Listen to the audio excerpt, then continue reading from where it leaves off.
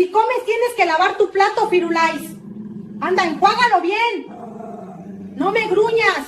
A ver, con la esponja eso. Y enjuaga bien que luego deja todo jabonoso. Eso así, muy bien, aunque de malas. Welcome to the motherfucking we're covering today's top boxing news. Okay, and now it's time for our weekend recap. We're going to kick it off with the welterweight title fight between Lauren Price, the champion, and Stephanie Piñeiro, the challenger, who I anticipated would give a good account of herself, albeit losing a points decision in the fight. It was almost immediately apparent is the difference in speed between the fighters. Lauren Price, very fast, very agile, albeit noticeably smaller than Stephanie Piñeiro, who was regularly able to catch her in between the punches. Between the combinations, Lauren Price, very tricky, stepping in and out of striking distance, beating those feet, but still getting caught here and there. I believe it was in the third round. She landed with a hard shot that buckled Stephanie Piñeiro, hurt her, but she didn't jump on her. She stepped away from the pocket. In doing so, let Stephanie Piñeiro off the hook. She was able to gather herself and get back in the fight, regularly landing hard counters in between Lauren's combinations, doing a significant amount of damage, the most that Lauren Price would have ever sustained in a fight. You could argue that this was the first real fight that Lauren Price has ever been in where she didn't have it all her way. Though still effective, stepping in and out of striking distance, stringing punches together, durable enough to sustain Stephanie Piñeiro's hard punches, who I gave the edge in power ahead of the fight. Stephanie's problem is she's only been a distance a few times and she doesn't have the best engine. As the fight wears on, she does start to slow down and her output wanes. So does her power. Bit of a paradox with Stephanie Piñeiro, a very strong puncher who's not a strong finisher. Though still doing significant damage to the defending champion and giving a good account of herself in doing so, whoever finds themselves opposite the ring, Stephanie, they're in for a long night. Lauren Price was. She was able to win a points decision. To my surprise, seated ringside was Clarissa Shields, who I had no idea was keeping close tabs on the winner of this fight, staged a mock face-off between the two after the judges' scorecards were announced. I guess it's Boxer's plan to put Lauren in the ring with Clarissa instead of Michaela. She was respectful in there tonight and is someone who I really respect. You know, she's a great fighter. But I believe in myself, and I believe that, you know, I can beat her, and what a fight it will be. To be the best, you have to beat the best. We've seen it obviously with what Taylor and Serrano done as well. I want to, do that with Shields. Let's make, 2-3 fights out of it, and let's get paid well as well, and let's put it on for the fans. Let's go to the US, let's come back to Wales, and let's do it. They're fucking up. That's what Boxer's doing. Prioritizing a Shields fight instead of a Mayer fight? They're fucking up. I'm not completely sure that a fight between Lauren and Clarissa Shields happens at 160 or anywhere else in the near future because money matters. Money is an issue. It's going to take a lot of money to get Clarissa Shields back over to the UK, Wales in particular, more money than I think Boxer has right now, which I think is a big part of the reason they're not pursuing the Mayer fight. They know they don't have the money to get her over there, but if they don't have the money for Mayer, why would they have the money for Shields? They wouldn't. And when it comes to Clarissa Shields, I don't think her people in the United States have the money to bring Lauren here. I don't think either side of this potential fight has the money to make it happen. So where Lauren's talking about a trilogy, a potential trilogy with Clarissa? I don't see it. What else I don't see is Lauren and Clarissa potentially fighting at middleweight where neither fighter has any alphabet titles. All the titles at 160 are split between two fighters, Desley Robinson and Kay Scotch. So what do you see? Kay Scotch is promoted by Solita Promotions. Clarissa Shields is a longtime promoter. And what I could see is Lauren Price skipping past the junior middleweight division to move up to middle and fight Kay Scott for her 2 alphabet titles. I could see that. I could see them affording a fight with her. But that means you think Lauren is going to end up moving up. She may as well. If you're not going to fight Michaela Mayer, which is the biggest and best fight to make at welter, there's not much to keep you there. Lauren Price is said to be getting married next month, and presumably afterwards, she's going to take some time off. Likely the whole summer, maybe returning in the fall or winter. She'll come back as a middleweight. Well, in the amateurs, didn't she used to fight at 165 pounds? In the pros, that'd make her a super middle, so fighting at middle is now outside the realm of possibility. They're fucking up. I'm not gonna be critical or castigate Lauren Price for having a less than spectacular showing yesterday because she was in there with a good fighter. Yeah, Stephanie can fight. Lauren Price had to go through the gears to secure the win, but she did. And she was only 9-0 going in, so there is more work needs doing. But that's why boxers fucking up.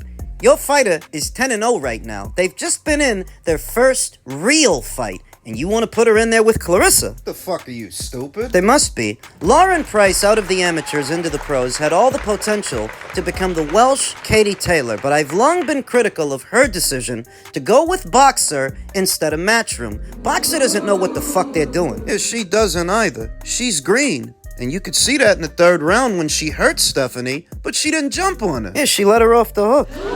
Obviously talented, you can see that right away, but at 10-0, it's safe to say those eggs need more bacon. So for Boxer to propose that she fight Clarissa Shields, after that? Are they in a hurry or something? Is she? Message it sends is that Lauren isn't long for the sport of boxing if you're gonna make a move like that. It almost reads like you're cashing out. This fight and what took place afterwards has given us a lot to reflect upon, and we'll talk more about it in another video. Running parallel to the Boxer show was the big Derek Chisora versus Deontay Wilder non-title fight, a battle of the veterans. This prediction didn't stick. I thought Derek was going to knock out Deontay. The aesthetic of the fight was much of what I anticipated. I thought it would look like the Joseph Parker fight, albeit slower, because Derek is older and more war-torn. Both of which worked in Deontay Wilder's favor. The pressure was not as consistent from Derek as it was from Joseph, allowing Wilder to grow into the fight and land hard punches of his own, often backed into the ropes by Derek, who was barreling forward, throwing overhand rights, many of which actually connected, but didn't have enough steam or enough sting on them to get Wilder out of there. At this age, Derek Chisora just can't generate enough torque with his punches, even when they land, to be sudden. Concussive. Though he did manage to hurt Wilder a few times, and Wilder did manage to hurt him. More entertaining than I expected it to be. Good back and forth action between the fighters. At times messy, and at times slappy, at times scrappy, though overall, an entertaining matchup where Wilder showed that he has at least more left in the tank than Derek Chisora. His slow feet were a big factor in the fight. Derek's. Father Time finally catching up to him. He's nowhere near as explosive as he used to be, as persistent. It was wearing on his engine, pushing the pace and pressing the issue as much as he did, while Wilder backpedaled, looking to land a big counter. They both looked old, and they both looked tired. How many times in the fight did you see either Derek lose his footing or Wilder lose his footing? Often off balance as the fight progresses. Derek, He starts playing possum. he starts doing the thing where he backs himself into a corner, trying to lure Deontay to come forward so he can connect with an overhand right, but it was all too obvious and all too telegraphed to be effective. Derek looked like he was fighting underwater. Deontay only being slightly better, slightly sharper. What else was evident is the absence of the big right hand. Could make the same case for Deontay Wilder that after all these years and all these fights, he just doesn't have the snap on his punches that he used to, the suddenness to be concussive and finish a fight. Not after all those beatings and all of those surgeries. But he was the slightly better man, and that's just being honest. I've no qualms about the decision. I do think that Wilder did enough.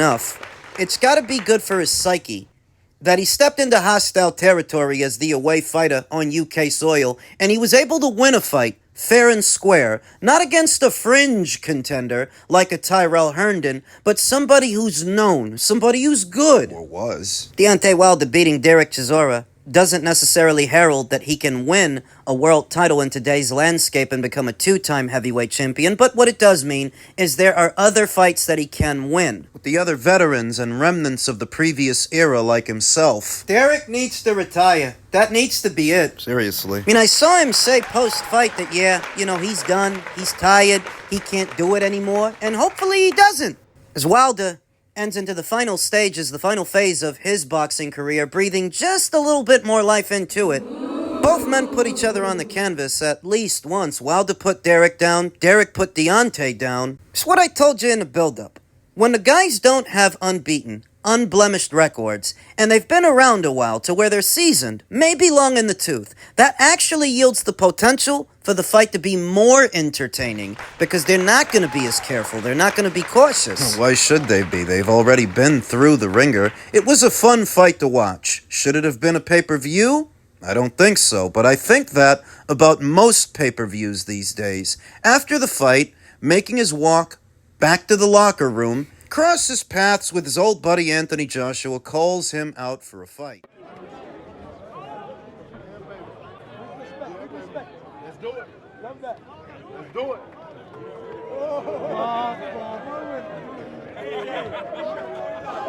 Deontay Lee in the ring. Does it happen? Eddie, you gonna do it or what? You gonna do it?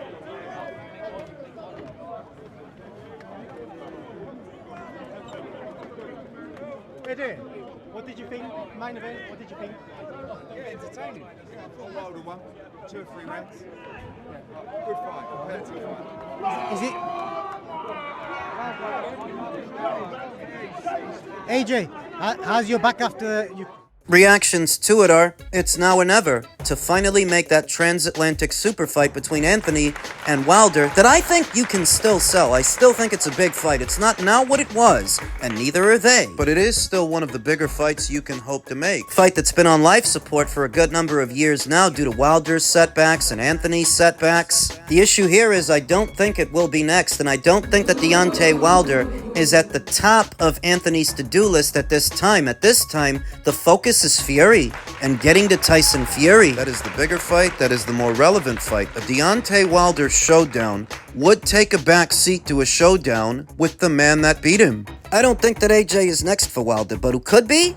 Maybe Dillian White. Another Brit who Wilder's got a lot of backstory with that still lingers. You notice that there was no representation from the PBC. I mean, you didn't see the Watson twins or Sam Watson or anybody from that side of the street. It seems that Wilder has completely severed ties to anybody over there. Which would leave him theoretically free to ink a deal with the newly formed Misfits Pro, helmed by Callie Sauerland of the Sauerland Brothers, Wasserman, Sauerland Promotions, you remember. Remember, Misfits was KSI's baby, the social media influencer, but he seems to have stepped away from boxing and handed the reins over to Callie Sauerland, who was helping him promote his shows. At first, Misfits was a means for social media influencers and content creators like KSI to have a platform to fight each other, whereas now they're getting back to the basics and back to traditional boxing, like Wilder versus Chisora, and I could see Wilder inking a deal with Misfits Pro to finish out his career with them. Dillian White could come back into the frame because Dillian White is not attached to anybody, not Matchroom, not Queensbury, not nobody, and that's another transatlantic rivalry that you can do for Deontay Wilder, one that you can actually sell, just like you just sold the Chisora fight. I can see that. I've long maintained that Deontay Wilder left a lot of money on the table playing side of the street politics when the Brits actually appreciated a great deal when you're willing to come to their neck of the woods and fight in front of them. I would argue a lot more than the Americans. Would be the most intelligent way for Wilder to finish out his career tying up loose ends and fighting fighters that he didn't already fight, simultaneously making the most money that he can, because a Wilder fight don't sell but so much in America. You could sell White versus Wilder in the UK a lot faster than you could in the US. And it is a fight that I think that Dillian White is up for. Dillian White is also approaching the end. He's in the twilight years of his career, and I think if you offer him Wilder, he'll take it.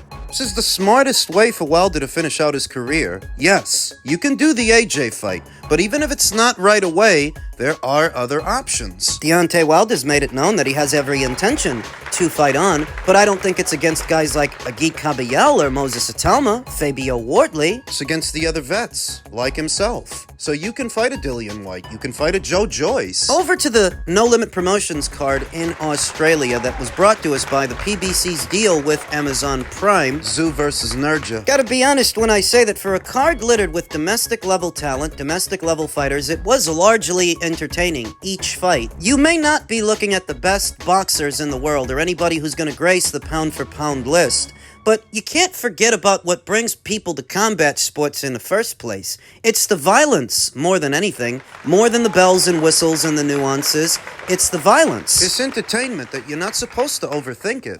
The Tszyu versus Nurja fight turned out to be a very entertaining fight and a very revealing fight about what does Tszyu have left to give to the sport of boxing. And based on what I saw, he's got a lot. I was pleasantly surprised by all of the wrinkles Tszyu has added to his game as a result of training with Pedro Diaz. I was skeptical as to whether or not Tszyu could actually reanimate his career, breathe new life into it, but based on what I saw yesterday, he's well on his way. He looked fluid. This fight has given us a lot to think about, so let's just focus on what we saw and what's new with Tim Tszyu. A lot of the holes in his game have actually been patched up. He seems to have kept a lot of his strengths and discarded a lot of his weaknesses because he's not as upright. And not as cavalier with his offense. He's very mindful now of what may come back at him, and you noticed it. I did almost immediately in his posture and his stance, keeping the right hand close to home and that lead hand halfway out, so the jab doesn't have to travel as far when you snap it out. To reach the target. In doing so,